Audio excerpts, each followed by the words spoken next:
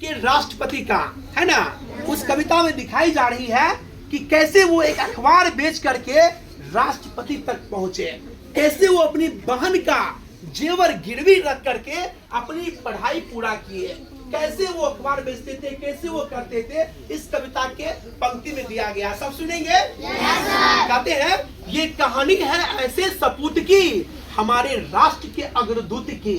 ये कहानी है ऐसे सपूत की, हमारे राष्ट्र के अग्रदूत की, जो अब इस जमी का नहीं अंबर का वासिंदा है। भले हमारे बीच नहीं है फिर भी कलाम जिंदा है, फिर भी कलाम जिंदा है।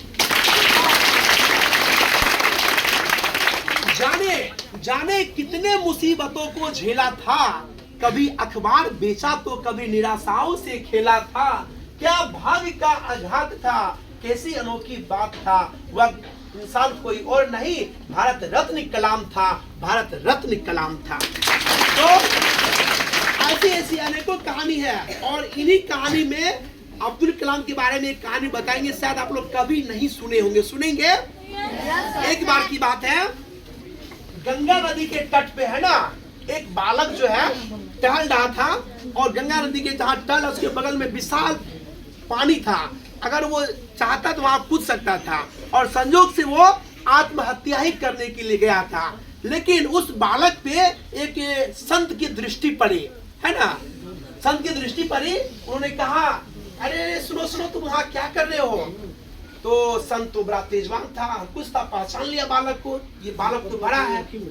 तो युवक ने कहा कि बहन का गिरवी रख करके मैं जीवन आया था, सोचा कि एग्जाम में पास कर जाऊंगा, लेकिन मुझे सफलता नहीं मिली। अब जी के क्या करूंगा, क्योंकि घर जाने के लिए भी पैसे नहीं है। वह बालक इसी कारण से वो क्या कर रहा था, आत्महत्या करने के लिए जा रहा था। तो बालक को क्या किया, अपने आवास पे ले गया, वो रखा, हर कुछ किया, और उसको लौटने का भी जो है ना पैसा दिया। लेकिन वह बालक पूछा कि आप हमें यह बताइए, मुझे सफलता क्यों नहीं मिली? मैं पायलट का एग्जाम देने के लिए आया था, तो मुझे सफलता क्यों नहीं मिली, मेरी नसीब इतनी खराब क्यों है? तो वो संत कहा कि तुम जिसकी तैयारी करने के लिए आए उसकी सफलता तुम्हें नहीं मिली। क्यों? क्योंकि तुम्हें भगवान ने इससे बड़ा करने के लिए भेजा था, इससे बड़ा करने के लिए भेजा है। इसीलिए वो अग्नि की उड़ान, जो पायलट बनना चाहते थे, उसका निर्माण कर दिए। वही थे डॉक्टर, कौन थे? एपीजे अब्दुल कलाम। कौन थे? एपीजे अब्दुल कलाम थे, जो आत्महत्या तक करने चले गए थे, क्योंकि एग्जाम में वो पास नहीं कर पाए थे, है ना।